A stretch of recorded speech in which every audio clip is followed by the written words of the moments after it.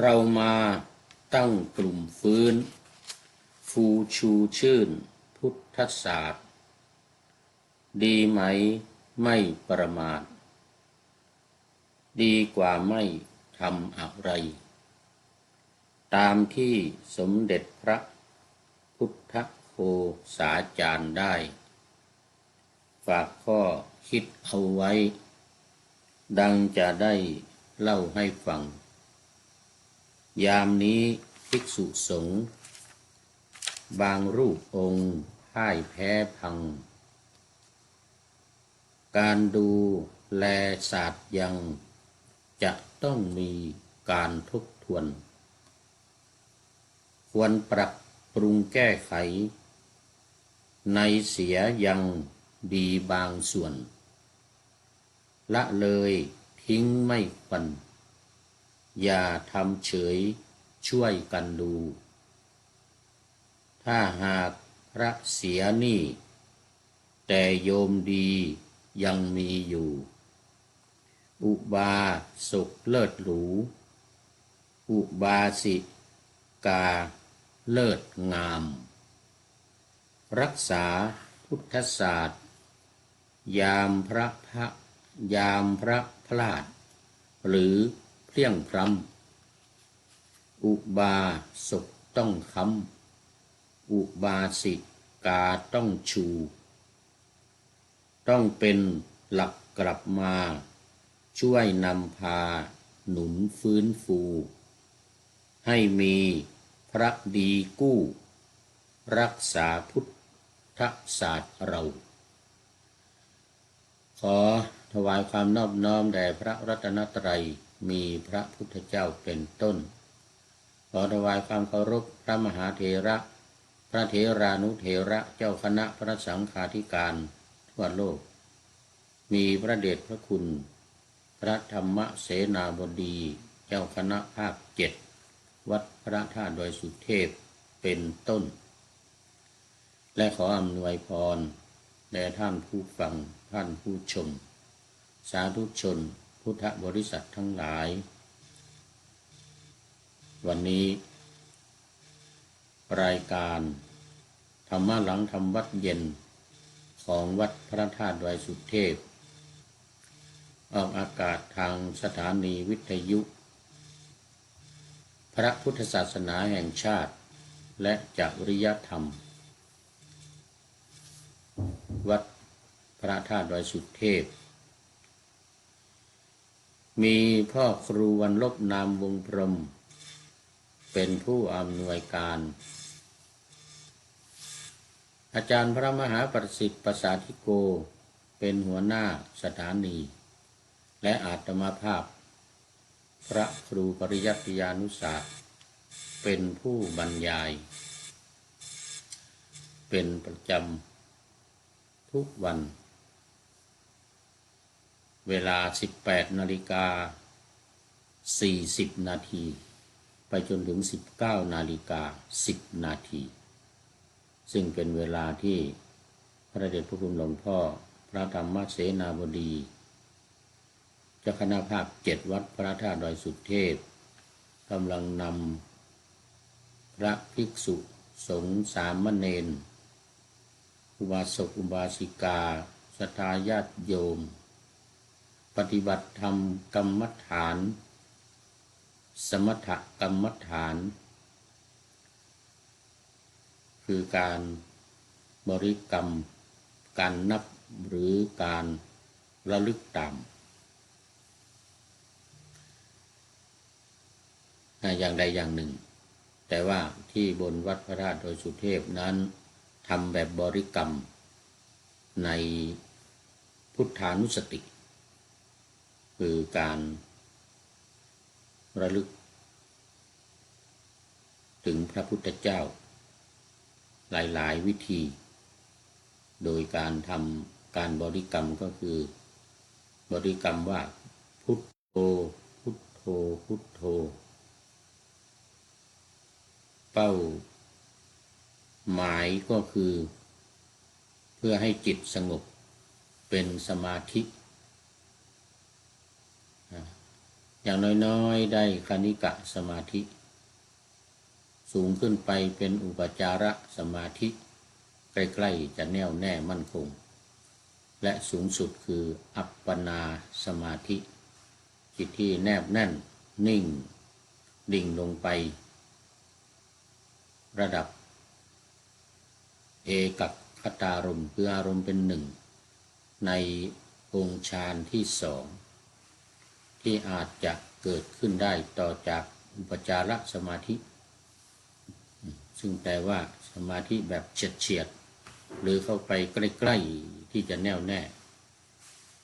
ใกล้อัปปนาสมาธินี่เป็นเป้าหมายของการทำสมถกรรมฐานดังที่เคยพูดไว้บ่อยๆขณะเดียวกันวิปัสสนากรรมฐานก็มอบหมายให้ผู้พูดเป็นผู้บรรยายเพื่อปฏิบัติวิปัสสนาโดย3วิธีเหมือนกันคือการฟัง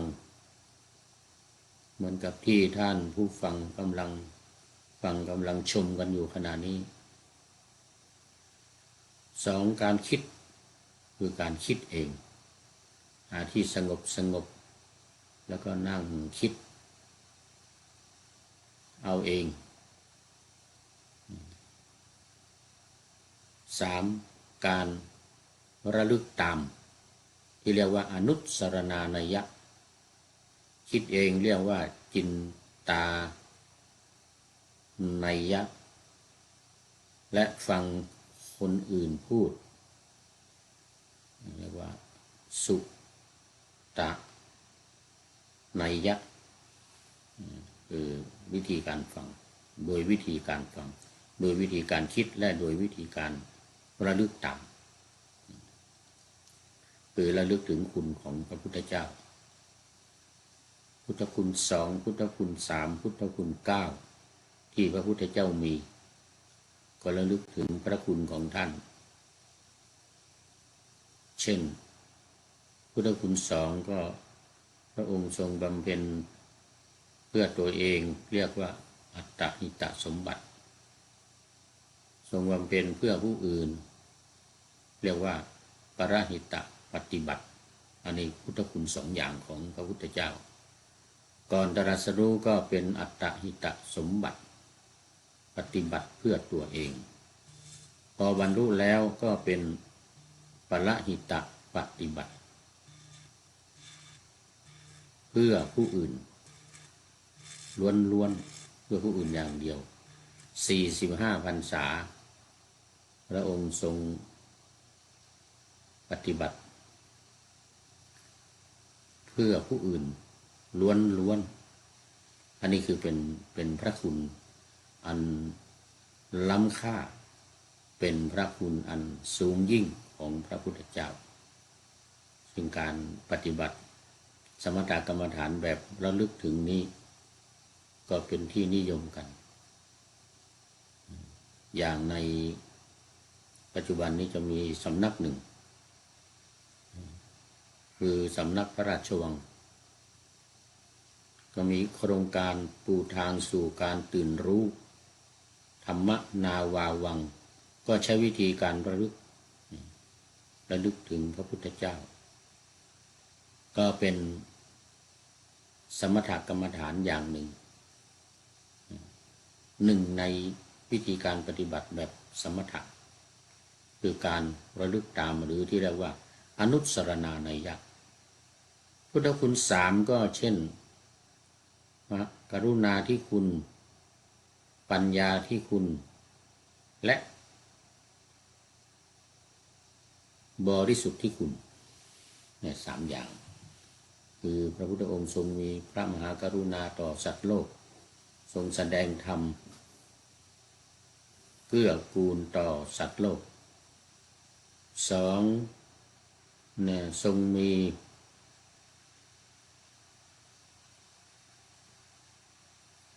ปัญญา มีความรู้ได้ตรัสรู้เรียกว่าเป็นพระสัพพัญญุตญาณมีความรู้มากมีความรู้ทั่วรู้ทุกสิ่งทุกอย่าง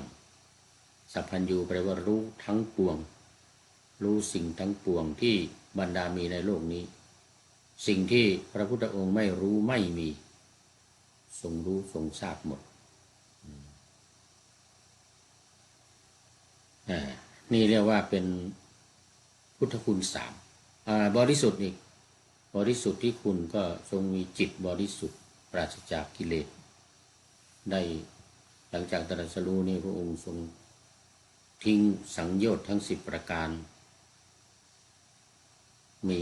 สักกายทิฏฐิเป็นต้นอวิชชาเป็นที่สุดแล้วก็ละกิเลสใหญ่3ตัวคือราคะโทสะโมหะไปอย่างสิ้นเชิง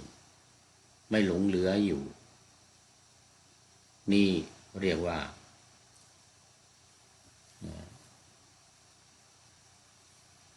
มีปัญญาที่คุณนี่คือพระคุณของพระพุทธเจ้าอันที่ว่ามีปัญญาคือมีอย่างนี้แล้วก็3เมื่อบริสุทธิ์เนี่ยบริสุทธิ์ที่คุณนี่ก็คือไม่มีกิเลสทั้งหลาย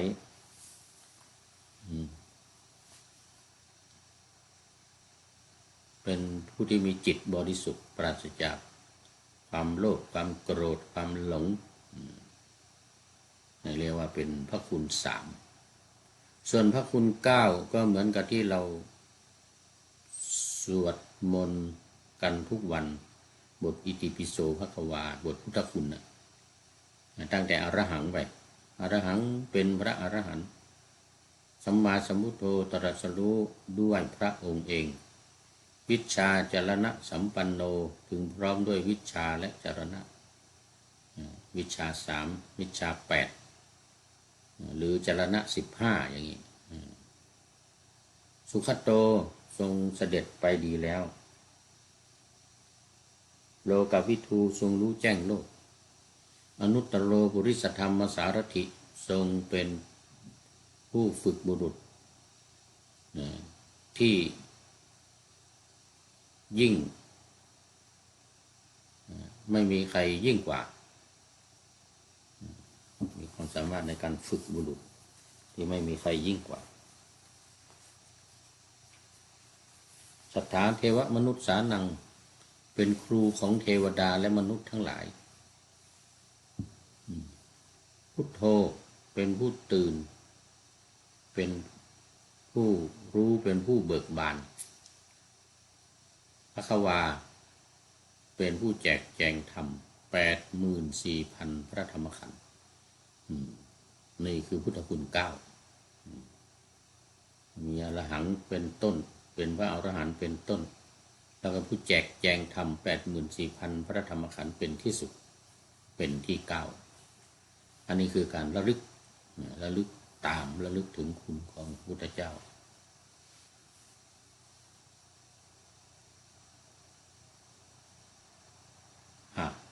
นี่เป็นสมถะกรรมฐานที่พระเดชพระคุณหลวงพ่อกำลังนำพระสงฆ์สามเณรทำอยู่ในขณะนี้ส่วนวิปัสสนาเนี่ยก็มอบหมายให้กับผู้พูดนี้มาอธิบายให้ฟังกันเป็นข้อที่1ในวิธีการปฏิบัติวิปัสสนาคือการฟังหรือสุตตนัยยะ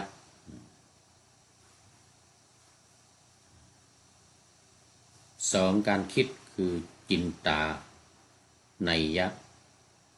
คือคิดเองอย่างที่ว่าไปแล้ว3ภาวนานัยยะคือการอบรมบ่มจิตการพิจารณาธรรมโดยการพิจารณาตามหลัก73ข้อ6หมวด หมวดที่หนึ่งขันธ์ห้าหมวดที่สองอายตนะ12หมวดที่สามธาตุ18หมวดที่สี่อินทรีย์22หมวดที่ห้าอริยสัจ4หมวดที่6ปฏิจจสมุปบาท12รวมเป็น73ข้อและสรุปลงในไตรลักษณ์คืออนิจจังทุกขังอนัตตาเป็นของไม่เที่ยงเป็นทุกข์แล้วก็เป็นของไม่ใช่ตัวตนรวมแล้วก็เป็น76หัวข้อ76หัวข้อพิจารณาอยู่อย่างนี้พิจารณานำไปพิจารณาเองจดจำเอาหัวข้อทั้ง73หัวข้อนี้ไปพิจารณาแล้วสรุปลงในไตรลักษณ์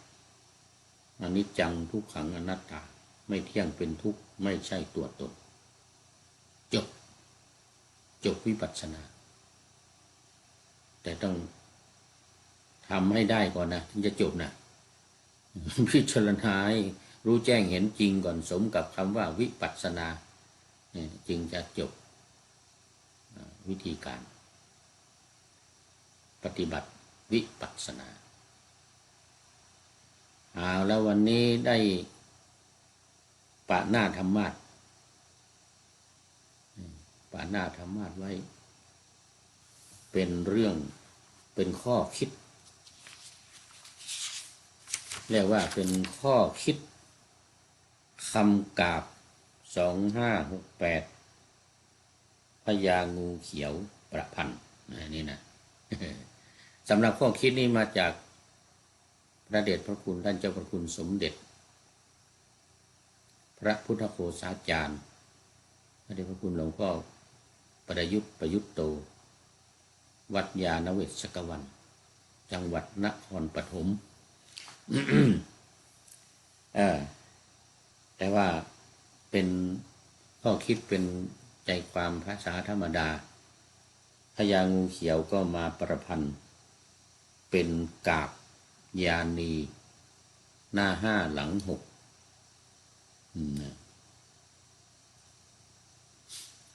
ตอนนี้ขอต้อนรับคุณโยมสายสมรจากอุตรดิตถ์น้อมกราบนมัสการอยู่ให้เป็นเย็นให้ได้สาธุสาธุว่างั้นนะโอ้สาธุสาธุมาตรงกับที่ปะหน้าธรรมาสเอาไว้วันนี้คือการอยู่ให้เย็นเป็นให้ได้พระพุทธศาสนาซึ่งได้รับการสั่นคลอนมีความหวั่นไหวอยู่ในปัจจุบันทำให้คนไม่เลื่อมใสหมดศรัทธาแต่ว่าพระเดชพระคุณท่านเจ้าพระคุณสมเด็จ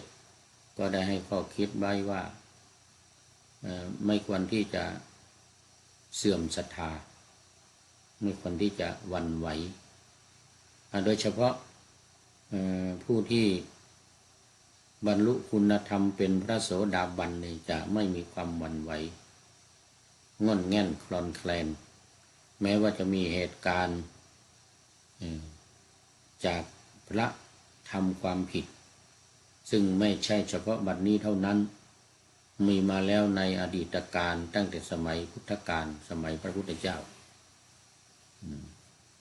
ทุกพระองค์พระพุทธเจ้าพระนามว่ากัสสปะนี่โกนาคัมมนะกกุสันทะวิปัสสีเวชสภูพระสิขีนี่7 องค์ที่ผ่านมาเนี่ย6 องค์ที่ผ่านมา7ทั้งปัจจุบันนี้คือพระโคตมะพระโคดมของเรานี่ในแต่ละศาสนาแต่ละพระพุทธเจ้าทุกๆพระองค์เนี่ยก็จะมีคนทำความผิดมีพระทำความผิดเหมือนเดียวกันในปัจจุบันนี้จนมีการบัญญัติสิกขาบทที่พระทำผิดภิกษุณีอีกเหมือนกัน ศาสนาใด ที่มีภิกษุณีเข้ามาบวชก็ทำความผิดกัน อย่างในยุคของพระพุทธเจ้าโคตมะโคดมหรือสิทธัตถะเหล่านี้ก็มีภิกษุณีเข้ามาบวชผู้หญิงเข้ามาบวชเป็นภิกษุณีก็ทำผิดมากกว่าพระภิกษุทั้งที่มาบวชทีหลังของภิกษุณีนี่ทำผิดถึงบัญญัติสิกขาบทได้311 ข้อนะของภิกษุนี่227 ข้อเพราะทำความผิดก็ต้องบัญญัติสิกขาบทวินัยขึ้นมาบังคับว่าต่อไปทำไม่ได้นะ อย่างนี้ทำผิดปุ๊บเนี่ยก็มาสอบสวนสอบถามคนที่ต้นบัญญัติก็จะไม่ผิดอย่างปาราชิกก็เสพเมถุนนี่ถ้ามีพระสุทินกาลันทบุตรทำผิดเสพเมถุนกับภรรยาเก่าของตัวเองซึ่งก็ความจริงไม่อยากจะทำตอนนั้นไม่ได้บัญญัติยังไม่มีสิกขาบทปาราชิกข้อเสพเมถุนภรรยาเก่าแม่ของภรรยามาขอร้องภรรยาเก่ามาขอร้องว่าอยากจะได้พืชสืบตระกูลอยากจะได้ลูกสืบตระกูลท่านพระสุทินนี่มาบวชตอนที่ยังไม่มีลูกแต่งงานแล้วแต่ยังไม่มีลูกไม่เหมือนพระพุทธเจ้านี่แต่งงานแล้วมีลูกแล้วถึงออกบวชแต่พระสุทินต้นบัญญัติสิกขาบทปาราชิกนั้นยังไม่มีลูกมีเมียแล้วยังไม่มีลูกแล้วมาบวชทั้งเมียทั้งแม่ยายก็มาขออ้อนวอนอยากจะได้พืชไว้สักคนสืบตระกูลท่านพระสุทินก็ทนความขออ้อนวอนของภรรยาเก่าของแม่ยายไม่ได้ก็เลยเสพเมถุนไปได้ลูก1 คนตัวเองก็มาเป็นทุกข์ทรมานใจว่าบวชเข้ามาแล้วก็มาทำผิดไปกราบทูลพระพุทธเจ้าบอกภิกษุทั้งหลายว่ากราบทูลพระพุทธเจ้าก็สอบสวนสืบถามว่าเป็นยังไงนี่ก็เล่าให้พระพุทธเจ้าฟังว่าเนี่ยปุราณทุติยิกาคือภรรยาเก่ามาขอมาอ้อนวอนตัวเองก็ไม่อยากจะทำหรอกแต่ว่ามันเนี่ยก็เห็นแก่มารดาเห็นแก่ภรรยาเห็นแก่ตระกูลจะได้มีพืชสืบตระกูลมีลูกไป1 คนเหมือนกันนะกราบทูลพระพุทธเจ้าก็ทรงบัญญัติว่าผิดเป็นสิกขาว่าผิดไม่ถูกเป็นโมฆะบุรุษโมฆะบุรุษเนี่ยก็เลยบัญญัติสิกขาบทขึ้นมาว่าห้ามภิกษุเสพเมถุนเนี่ย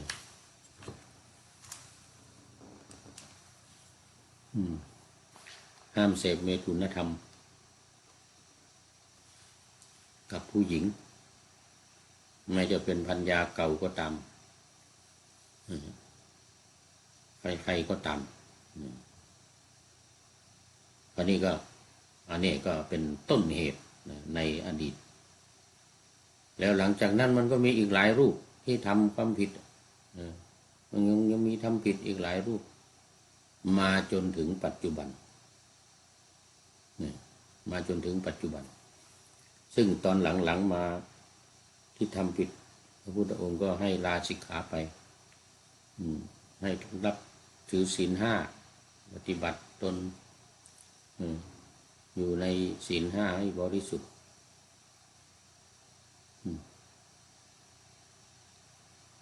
เหมือนในปัจจุบันนี้ระยะสังเกตดูก่อนเข้าพรรษาเนี่ยทุกปีจ จะมีเรื่องราวอะไรเกิดขึ้น ทุกปีก่อนเข้าพรรษานี่นะก่อนเข้าพรรษาบางทีสัก1 เดือนบางทีสัก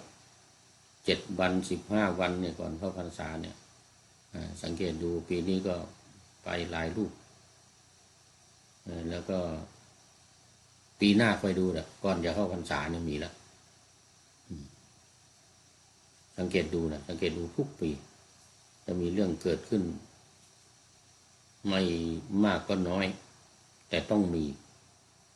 ก่อนเข้าพรรษานี่มันแปลกเพราะนั้นก็ในเพจรู้ธรรมนะที่ท่านเจ้าพระคุณสมเด็จพระพุทธโฆษาจารย์ปอ.ประยุทธ์โตประยุทธ์อารยางกูลฉายาประยุทธ์โตชื่อเดิมของพระเดชพระคุณท่านเจ้าพระคุณสมเด็จในเพจรู้ธรรมนำมาลงในนี้ก็เลยพุทธก็เลยเอามาประพันธ์เป็นกาบแล้วก็ตั้งชื่อขึ้นมาใหม่ว่าข้อคิดคำกาบข้อคิดคำกาบ2568ประจำปีนี้ประจำปี2568นี้โดยในเพจบอกว่าเรามาตั้งกลุ่มฟื้นฟูพระพุทธศาสนากันดีไหมดีกว่าว่าจะไม่ทำอะไรเป็นการไม่ประมาทนี่นะตามที่สมเด็จพระพุทธโฆษาจารย์ได้ให้ข้อคิดไว้ว่าถ้าหากพระเสีย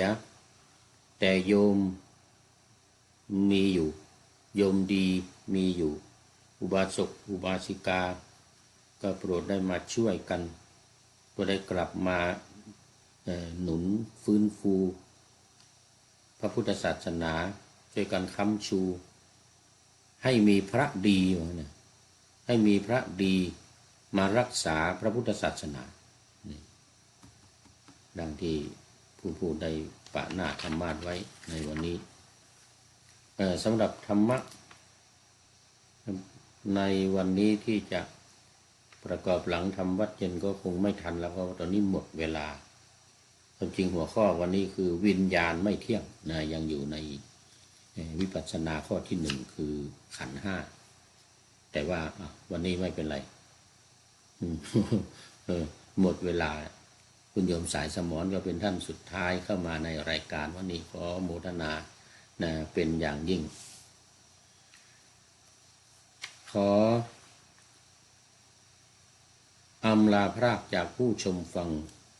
ที่เดินยืนนั่งนอนฟังทั้งหลายขอให้มีความสุขใจและกายสดชื่นสบายไปตลอดกาลนำเอาธรรมะไปปฏิบัติ